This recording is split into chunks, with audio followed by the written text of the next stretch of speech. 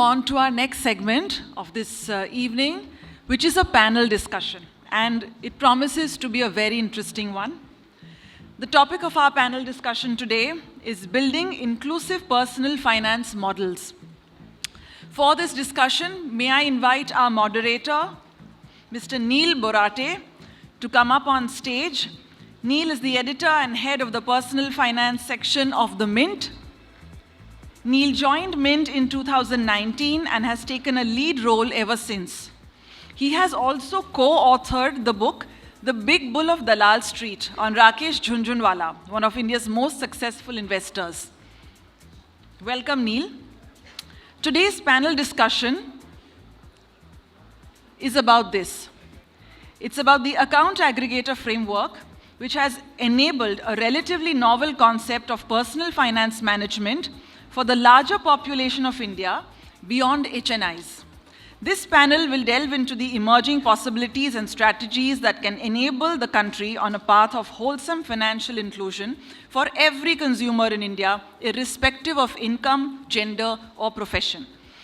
May I call upon our first panelist, Mr. Rajat Jain, who's the CEO of Genwise, to come up on stage and join Neil.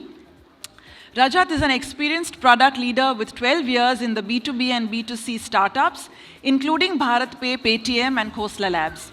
He's currently building Genwise, India's largest online community for elders, promoting digital independence. Our next panelist, Mr. Sandeep Jethwani, who's the co-founder of Dezerv.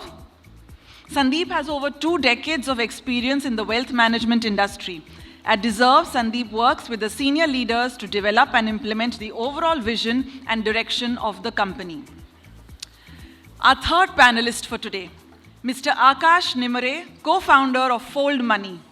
Aakash is a passionate engineer and a product enthusiast who began his career at Zulip that was later acquired by Dropbox.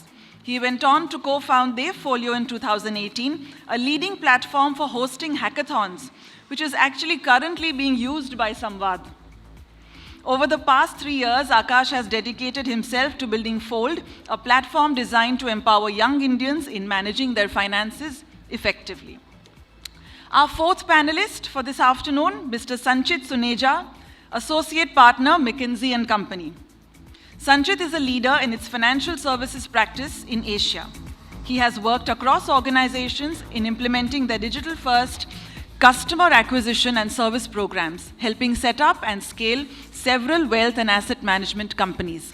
So a warm welcome to our moderator and panelists, and we look forward to an interesting discussion.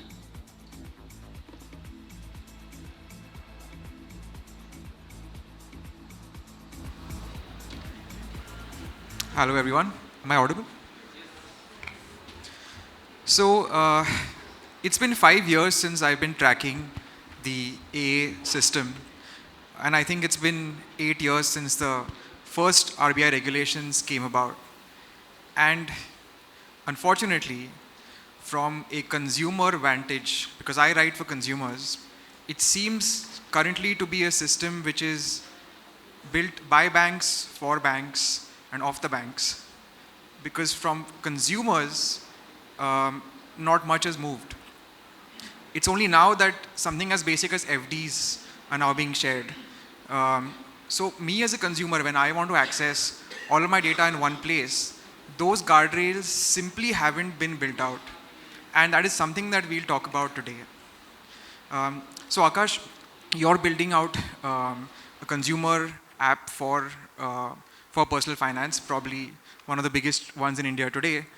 Do you want to explain exactly how the past few years have unfolded and how much there is to go? Yeah, I mean, see, like we have been involved in account aggregators since almost like 2019, I think. We did the first hackathon back in 2020, and this is the second version. So it's been almost like five years now, and Fold was one of the early FIU to go live on this framework. But I think before going into the future of personal finance, I would first like to discuss the current challenges and sort of like why the personal finance is not sort of like democratized as of now. So, you know, personal finance is more like a personal thing. It's unique to each individual. If you compare to health, if you want to transform your body, uh, you need to understand how many calories your body needs. You need to understand the health metrics.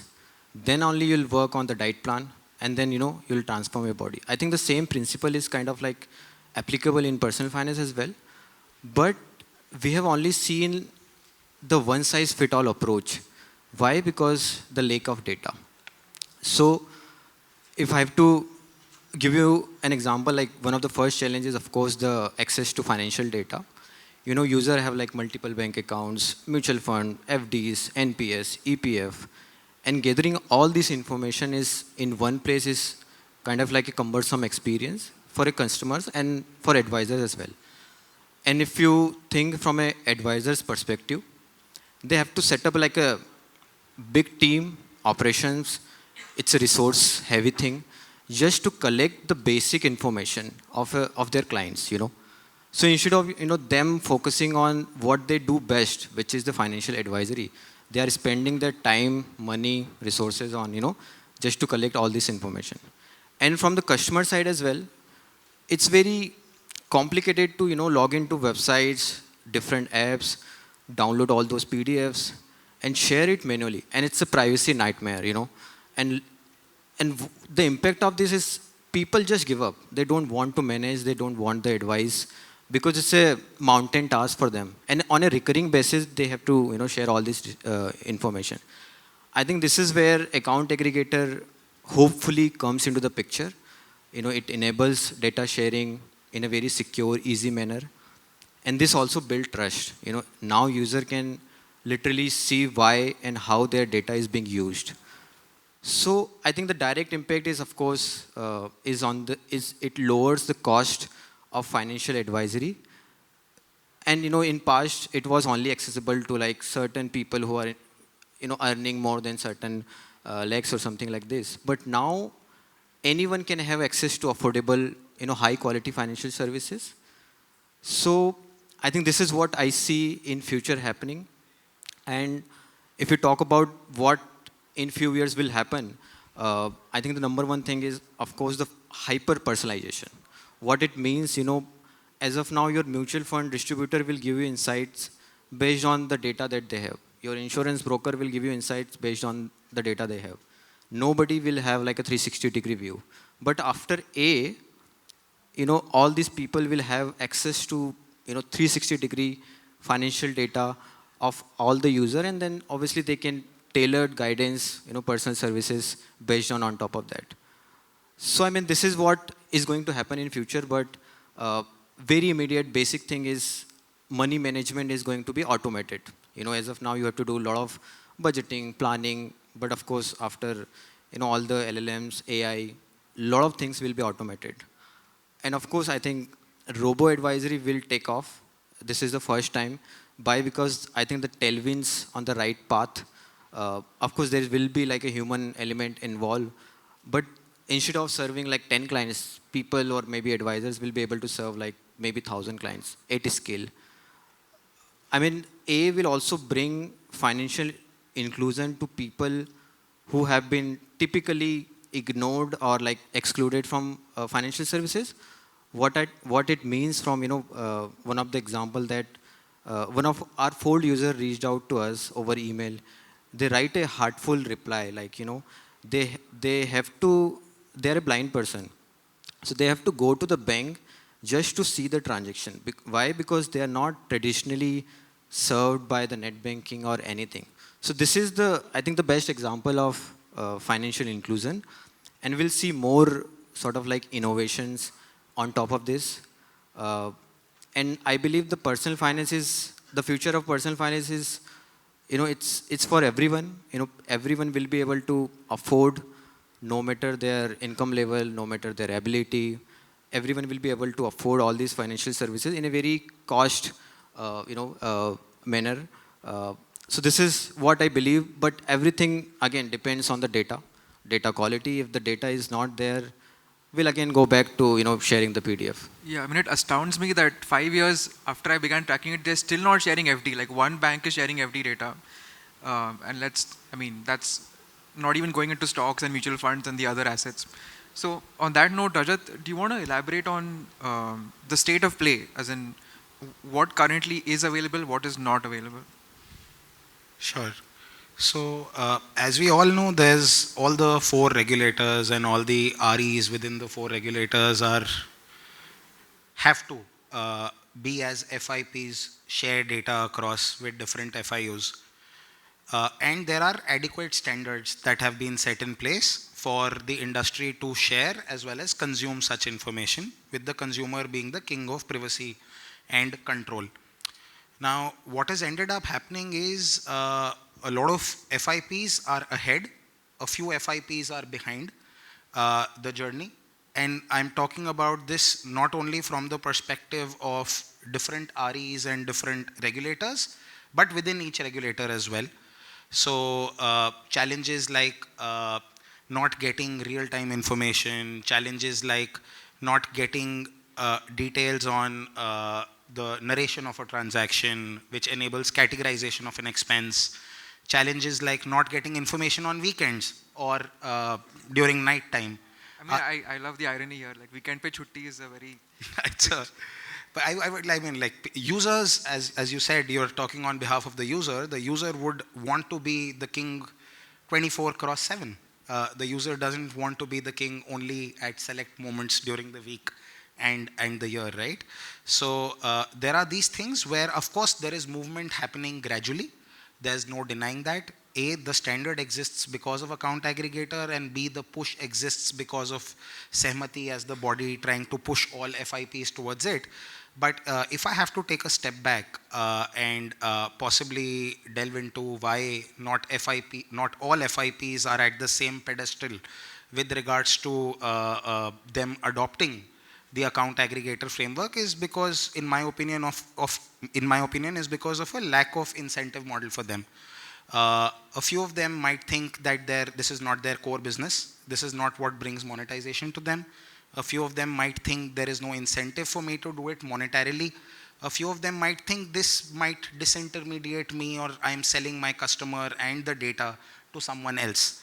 So these are challenges which are there from that perspective, and specifically for a PFM sort of a use case, which is more of a pull product vis-a-vis a lending use case, push product, which vis-a-vis a lending, which is more of a pull product.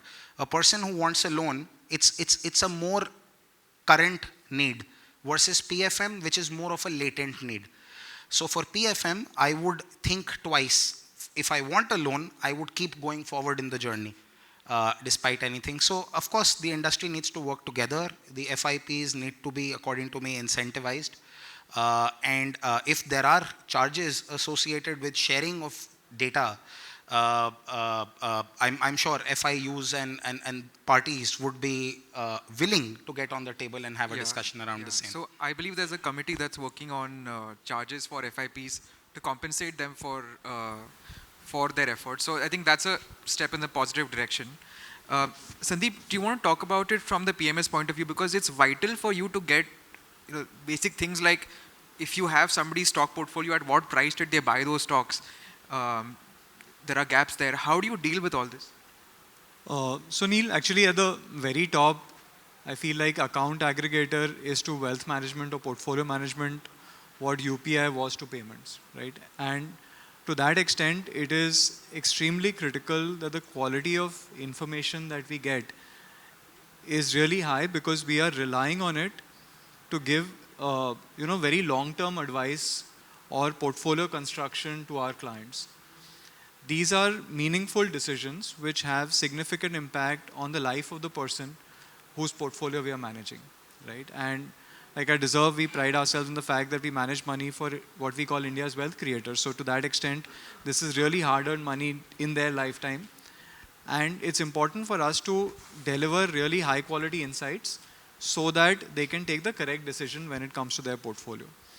Now, today there are multiple data sources. Data is being received. So for example, on the mutual fund side, through multiple platforms.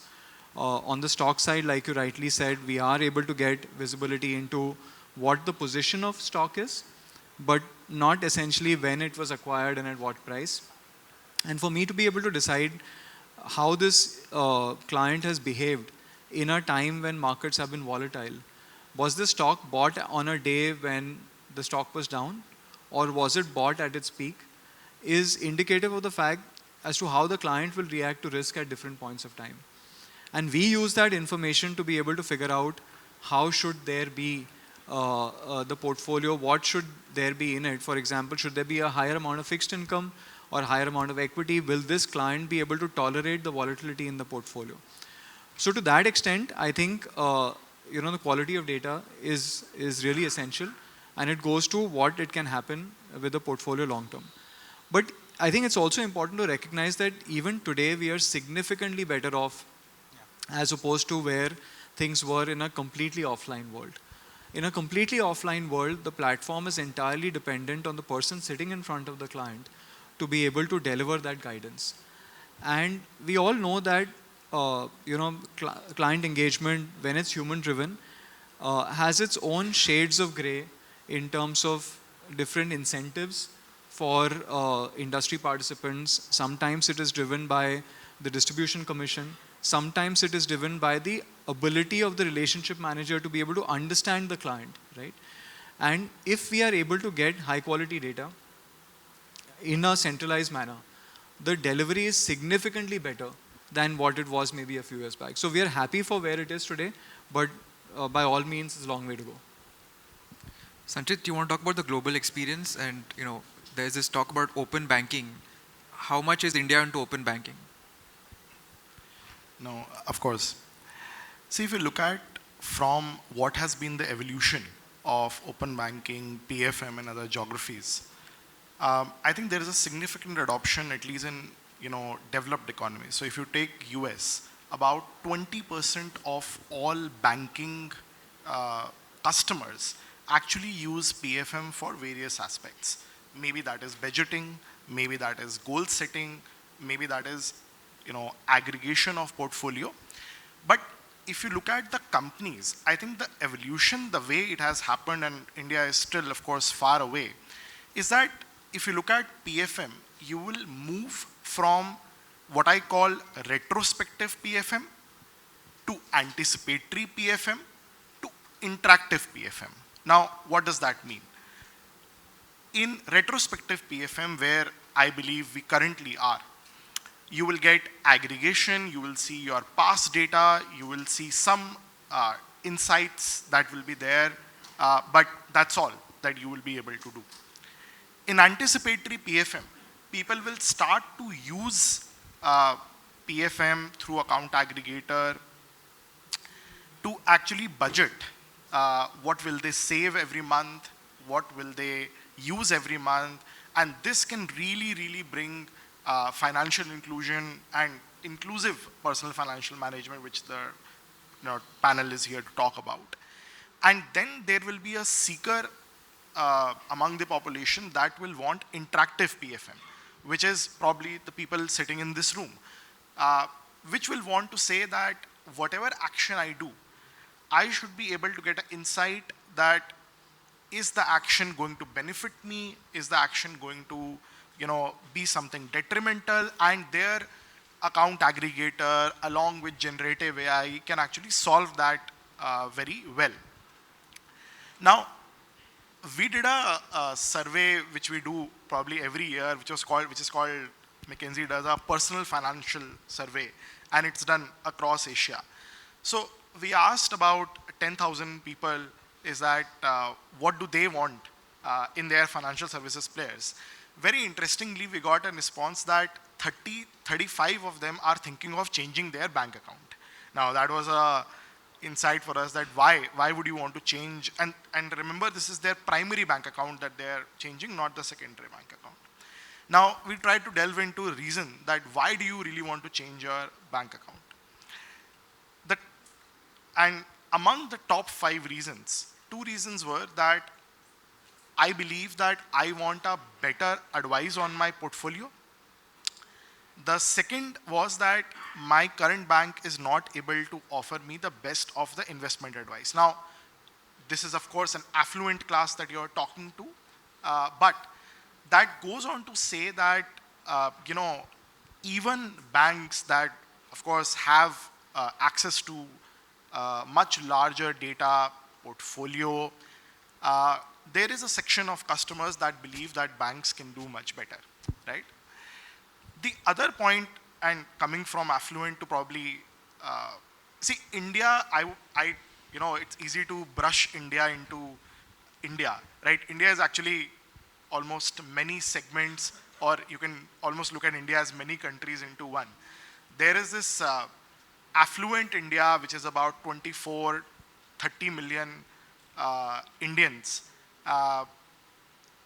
And people like Sandeep are trying to serve them, and they have people like Sandeep and many others who are trying to help them with their personal finance.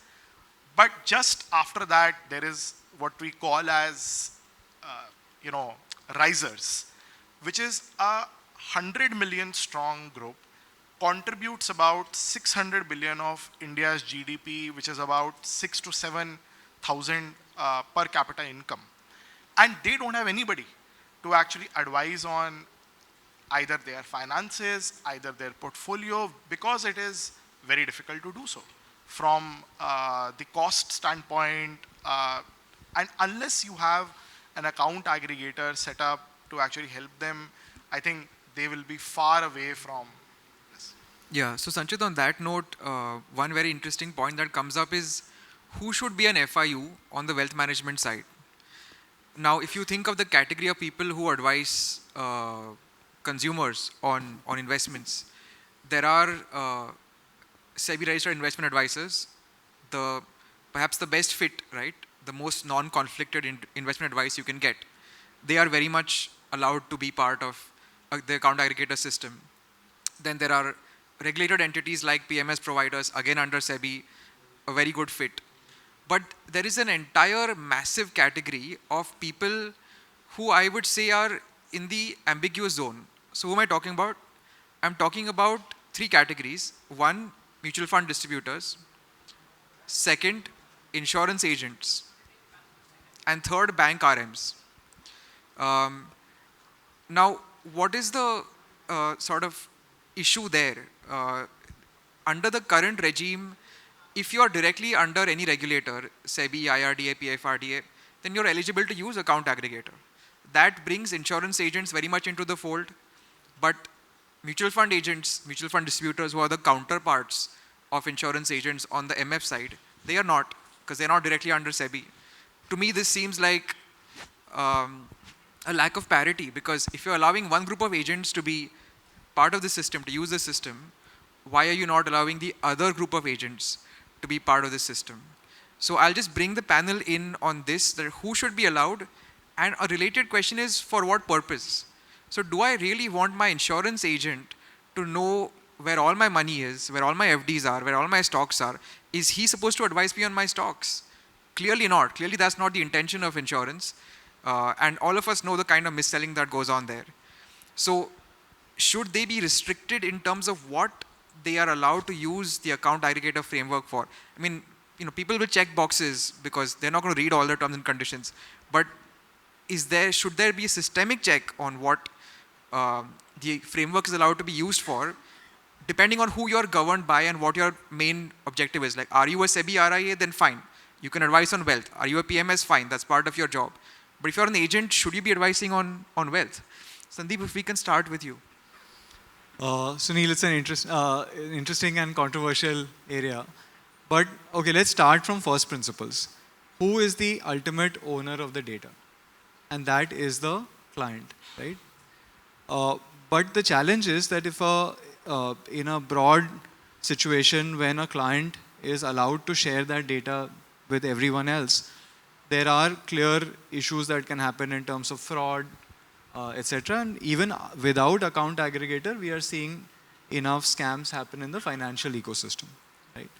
So then it comes to the point that the users of that financial information have to be accountable for two things. One, and I think Sehmati has done a lot of work on this, is fair use. Is the data being provided to you in the context of the license that you have, and are you using in that context or not? And secondly is is this data that is coming to me, is it secure with me or not? Am I investing enough in cybersecurity, in data protection, to be able to ring fence this data from negative actors on the outside? If these two are adhered to, I think there is scope for data to be provided to relevant potential new FIUs in the context of their space. For example, if mutual fund distributors were given access to mutual fund information, I think it's a good starting point to begin with.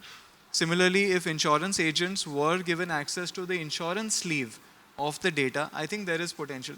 And I think with the right license and players like TSPs, etc., I think we can build on top of that. So that's where I stand on this. Aakash, do you want to come in on this? I think Samati has built this consent layer where you can define the purpose code. And so for example, there are like 102, 103, 105 different types of purpose code depending on the use case of and the license of the entity. For example, if the purpose code is like 102, you can only use it for say like PFM related services. If the purpose code is like 103, you can only use it for bank account verification. I think this regulation is already there, but the challenge we have is how do you control this? How do you technically... So today, if I'm an insurance agent, can I use it for PFM? I think the first thing is insurance data is not live, it begins there, but assuming it becomes live at some point, is that current code framework allowing me to access, let's say, FD information or stocks if I'm a insurance agent? I think so, yes. Yeah. So for us, like we are SEBI related RIA entity. The use case is, of course, wealth management. So we are allowed to get access to the transactions, account details. So Samati has defined what kind of data you will get access to. So in our case, we get access to transactions and account details. For mutual fund distributor, it could be just the mutual fund, information related mutual fund, and they might not get the bank accounts. So I think Samati is already doing work on this. It's just, we need to sort of like work on the technical implementation so that it's not misused, because you can take consent for like 102 or wealth management, and you're doing like some other stuff which is not allowed or not good for the users. But I believe like as long as user is aware of why and how their data is being used, we should be good. I mean, this is the crux of the regulation should be. It should be very simple. Like if user wants to know their, all the personalized insights, they should be allowed to. I'm not sure if we can control, or maybe FIP or AA can control why and how their data will be used, as long as users are aware. So probably I think this is what I think. But doesn't this go to the checkbox debate? I mean, every day we are checkboxing thousands of agreements online. We don't even read it. And you might very well have cases where somebody who's not actually meant to use or do a particular thing are doing it. Yeah, we have seen these people kind of like doing stuff which they are not allowed to, and Sahamati is very much proactive on this. They have sort of like maybe banned or put together some sort of like penalty. So the risk is higher, because if you are RIA regulated and if you are misusing, the side effect of this is higher. So all these regulated entities are not, they're just doing what they are allowed to. So I think this is sort of mechanism we have so far. I think one of the biggest guardrails that is built into the ecosystem already is that a consumer is a regulated entity. So tomorrow I can't, let's say, build a fintech app and decide I will start consuming information from account aggregator without having a proper fair use case, without having an adequate license under a regulator to do the same, and having a requisite purpose code against the use case that I'm propagating, packaging all of this to my customer and doing the same. So from a infrastructure, from a structuring standpoint, things exist. Now, how do you match the pieces of the puzzle together, as to how Sandeep was mentioning a particular regulated entity under a regulator getting access to only one part of information against one specific purpose code, ensuring fair use is something that the system can evolve into going forward. I think if you look at, if we are really to say inclusive personal finance management, I think we will need a lot more participants who are able to advise the customers and therefore will need the data. Banks, as an example, right, are probably now present in most PIN codes in the country. And therefore, for many Indians, the bank RMs are the most educated person that they will interact with. And to that extent, a bank RM having this data with the right guardrails to advise their client who may not be the rich Indians or the affluent Indians, right, I think is an important thing. I think there is, of course, a clear, thing that can there be a misuse. I think that is real. We are seeing a lot of that. But I think in the same time, India is regarded as one of the geographies where the regulators come and check and have the right checks and balances. And the regulators are themselves getting much more data and analytically savvy to make sure that the misuse, if any, can be controlled. But that should not be a deterrent to not have the data in the hands of the right people. Yeah, I mean, I remain a skeptic to that. In fact, I want to reference a speech made by our finance minister, Sitharaman, recently, where she cautioned SBI. There was a meeting of SBI bankers, and she told them, I know there's a lot of insurance mis-selling going on, please stop it. So it's a very open acknowledgement of what's happening in our country. But on a more positive note, there is, of course, a lot of inclusion that can happen because of AA. Rajat, do you want to talk about it?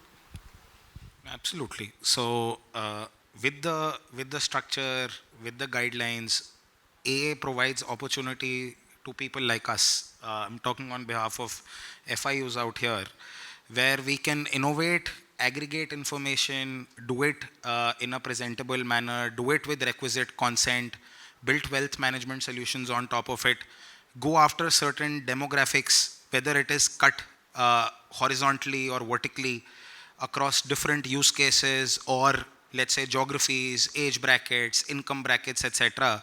It allows us with a tool which is not something that I can be better than other on actual information. I can, of course, innovate as an FIU on my user experience, on the degree of wealth that I'm providing, etc. But the data that I'm using to do is standardized. So no one tomorrow can essentially compete with another on saying I have more data than the other. Whatever data is available and whatever data you can get access to, you can build on top of that, which is the beauty of the system. And on top of the cherry on the top is the customer is in control of their own data as well. So right through the process of sharing of information and closure towards the consumption of information is what gets standardized here. And kudos to everyone involved in it, and can't wait for the system to become more and more mature going forward to be able to do a lot more as an FIU. Sandeep, on this point, have you done any cost analysis that, using AA brings down your cost by so much, so therefore you can serve more people, or is that too complex? No, absolutely it brings down cost, and the benefit of lower cost comes to the user in two ways.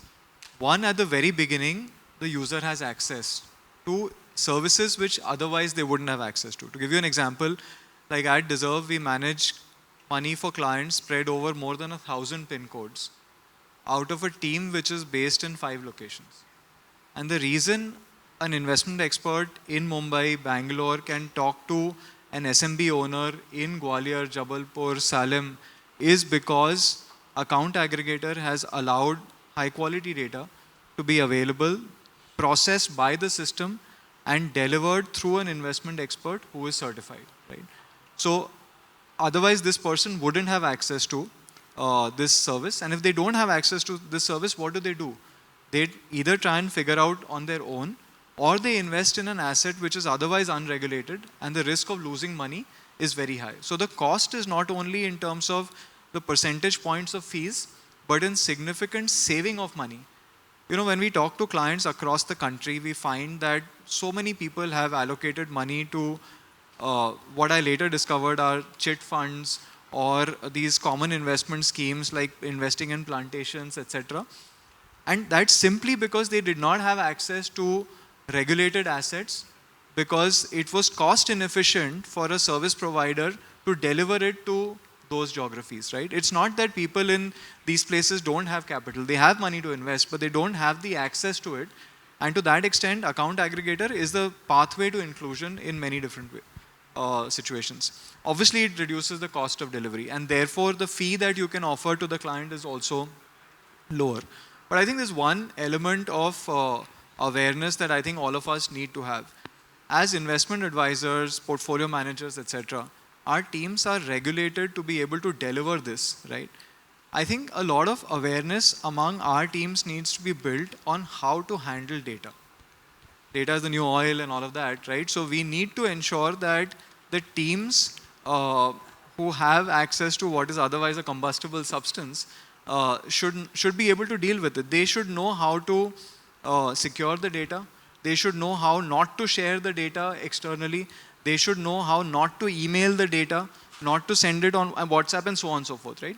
So these are like good practices that FIUs like us have to build, and that's an area of investment. Aakash, you began at the very outset talking about inclusion and people who are differently abled, you're also able to service them. Could you take us through the kind of users you currently have, and are you seeing people from smaller towns? Like, what are the trends in terms of inclusion that you're seeing? So I think we build the tool, with empathy, with care, and obviously at first this was designed for the young Indians, but now we are seeing parents are using. Now we are seeing the visually impaired person reaching out to us, like how Fold has made their life so much easier. So I believe like if you made the tool in such a way, putting the empathy first, care first, user first experience, a lot of people can use it. I mean, you don't have to guardrail like just the young people can use it. But majorly what we are seeing, like I think 70% our user base is like from 20 to 38 age group, and rest of like slightly older people as well, like 48, 50 as well. But yeah, I mean, people from, we get feedback from different parts of India, like, small villages, Punjab, Chandigarh, so many cities. And someone, tweeted a photo like, I didn't know that my mom is using Fold, So we are seeing like this inclusion, which was not possible before. So I think this is sort of like bringing more people to the ecosystem, which were like excluded for whatever reasons. Sanchit, what potential is there in terms of inclusion that you see coming? In terms of inclusion, what potential is there? So I'll give you two very interesting things that I recently discovered. So I was working for a player that primarily has their network in southern India. And we interviewed about these 600 commercial vehicle customers in tier 3 and tier 4 cities only.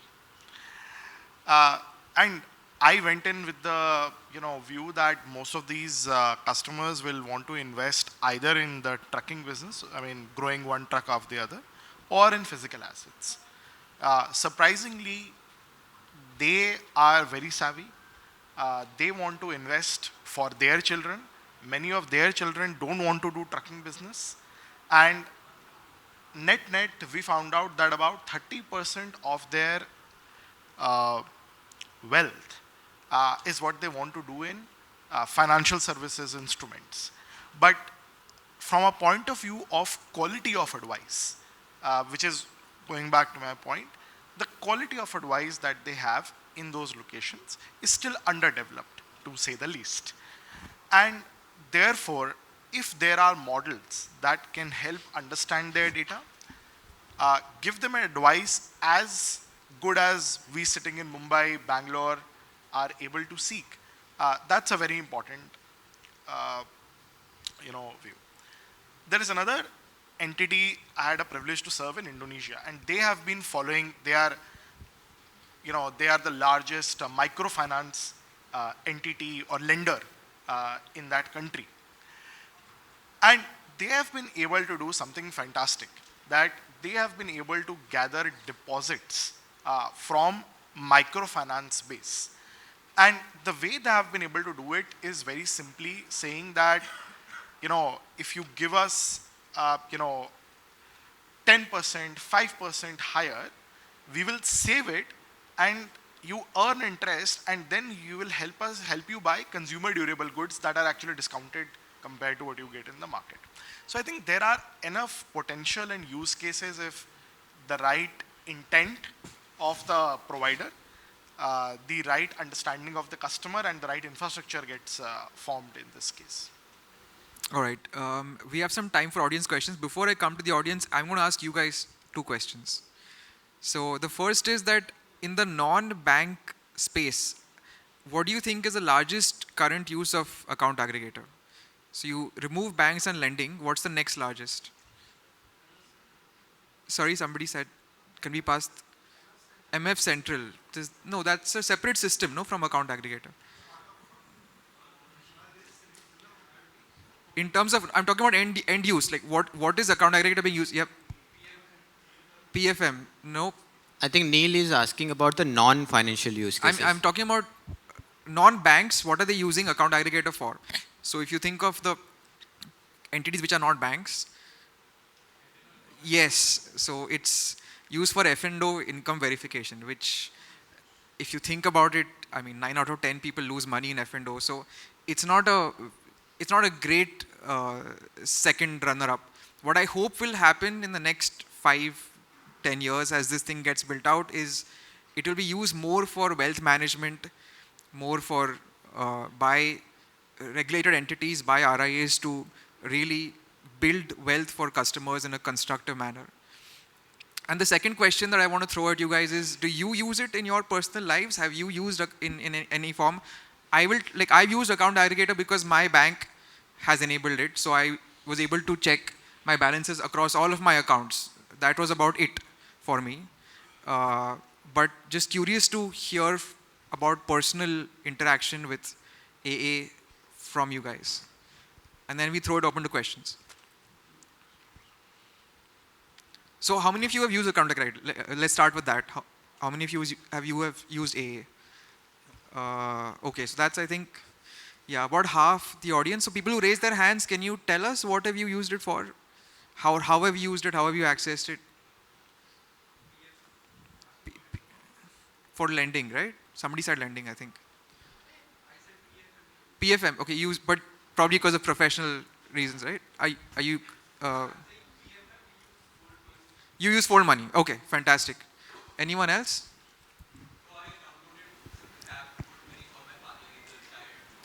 Right. Right. It's very difficult to get all these accounts now. Yep. We have one at single place. Yep. Fantastic. Now he can tell me that the data gets synced at 6, so we can't see the transaction after that because of 2-time switch. Yeah. So lots of fans of yours, Aakash. Anybody else wants to elaborate on their personal interaction with the AA system? In money, somebody said. Could you elaborate on what it does? How did you use it? So broadly for my portfolio tracking, it give me split of all my assets across my mutual funds, stocks, and everything. So that's what all is it able to give you? Can you elaborate a little bit? So it was able to give me my mutual fund holdings across multiple accounts, stock holdings across multiple accounts. Now it has recently added NPS. FDs was there, but the relevant, I think the ones that I have were not there. Sorry, FDs was there, you said. So they've asked put a button to add FDs, but so you have to manually add it. Yeah, so that's a problem. Yeah. The other thing that I felt was missing is it's and something I wanted for my PFM was I had the bank statement, so I knew where am I spending, but a lot of my spends are through my credit cards. So Yeah, that's another so- gaping hole. No yeah, credit so- cards, no loans, Yeah, so no overall, EPF, no PPF. correct. So that those are the things that that's missing right now. I would love to have those things so that I know overall how much I'm spending, where am I spending. That's Yeah, something. yeah, That's agreed. missing. Yeah. Okay, so we have maybe time for 1 or 2 questions. Please feel free to ask the panel. There's one here. Can we pass the mic? Like you were discussing regarding the entities or the regulated entities like insurance distributors, mutual fund distributors versus the bank RMs. But generally when we talk about the comprehensive financial planning, so all three come into the picture, whether it is the asset liability side or income expense side, or whether it is from the investment management, retirement management, financial goal planning. But one of the sad thing which we are seeing is, say for example from the PFRDA case, as a retirement advisor, he was not supposed to access the account aggregator framework, but an NPS POP is supposed to access the account aggregator framework. So in the similar way, where we are seeing the Sorry, let me just decode this for our audience. So people who may not be aware, there are 2 kinds of intermediaries under NPS PFRDA. One is called retirement advisor. There are very few of these. And there's something called point of presence or POP. They are essentially agents.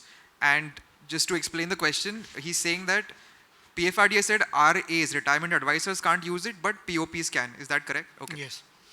So where a retirement advisor has to give a holistic advice without any conflict of interest, but NPS POP has a target or inbuilt conflict of interest of pushing NPS for their end users kind of thing. So the similar sort of mis-selling may happen if bank RMs were given this sort of access to the data on a comprehensive basis. But whereas in India or in fact in the world, a comprehensive financial planning comes on a total basis, not as per the regulated wise, whether it is from the PFRDA or IRDA or SEBI. So all these combined gives us a comprehensive financial planning picture for the end user. So how do you look at this diaspora or divergence which is happening? Yeah, excellent question. Anyone wants to take it? I think we were on a PFRD license last year. We switched to RIA because of the regulation, but I don't think we can do much about it. It's up to the regulators to decide all these things. You can probably anticipate and plan things further, but as a FIO you just have to be ready with whatever the regulation comes, and and then take decision based on that. Anyone else? Please raise your hands. Maybe just one question. We're almost out of time.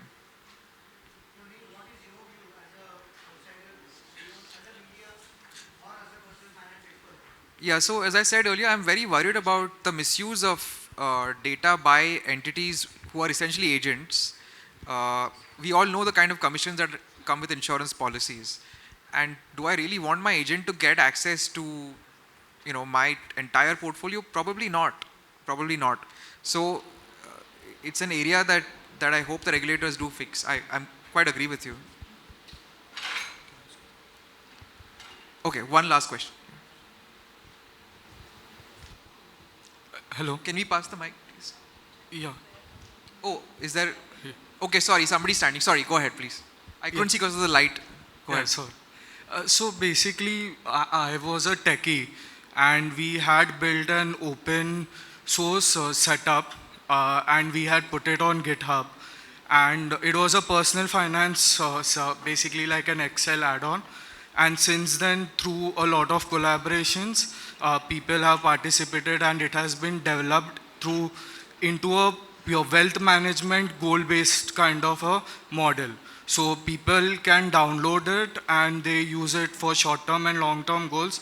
And basis on manual addition of various financial things and their debts and their planning, we give the model basically gives them dashboards and a whole plan. At this moment, on a global scale, people download it and use it on their own PCs because it's open source, and they at this moment, most of the users are somebody who knows codes and is financially literate to add all those elements into it. So we are now trying to build like an all use case app for it. And we saw that this requirement of requiring to know code and financial literacy into adding it manually can be automated through account aggregation. So I came into this account aggregation system just 1 week ago, and through online everything looks amazing, everything that I want. But from you guys, I just wanted to understand what are the disadvantages that at this moment are there, and what I should basically, or any other entity that is looking into this building models of personal finance and all, should expect in the next couple of months to solve, and what kind of a roadmap in these things such as mutual funds coming in, the timeline and all. If you can just develop into the disadvantages and what is the planning that I or other people like me should look into. Yeah, superb question. In terms of roadmap, I don't know if anyone here can give you one. I mean, like I said, it's been 5 years and FDs are just coming on board. But in terms of, the other part of the question, feel free. I don't see any disadvantage. It's much better than sharing your username, password with your CA or, advisory. But in terms of roadmap, mutual fund is live, but there are like couple of data quality issues which will be fixed. NPS is live, bank accounts is live, investment is live. They're working on bringing joint account support on AA. They're working on bringing the sole proprietorship account as well. I think the major development going on in terms of SLAs. So that will probably happen within probably 3 to 6 months. And whenever that happens, we'll see the data quality will be like 100% or 99%. So a lot of development you can expect in next 6 to 8 months. But I mean, you never know. Anyone else wants to venture an answer? No, look, I think, as industry participants, I go back to the point that besides expecting Sehmati to enable more data sharing to happen, any platform that we build around this needs to be built with responsibility, right? Like in terms of, are there enough data security features built into it? Because I think as industry participants, it's sort of collective responsibility to make sure that we are taking care of the ecosystem in many ways. Any negative or a bad actor in the ecosystem can actually hurt a lot of business models like mine in this ecosystem, right? So I think if we can keep that aspect in mind as we build the other parts of it, which is getting information, processing it, representing it to the client, this one element we all should have a part of our roadmap. All right, thank you everyone. It was, I hope, a frank discussion, and I hope people out there will take notice and speed up this thing because it has enormous potential for our country. Thank you. Thank you so much to our moderator, Neil, and all our panelists for making this discussion so interesting, and also a lot of different perspectives that you brought out. Thank you for that. We'd just like to give you a token of our appreciation from Team Sehmati. Neil.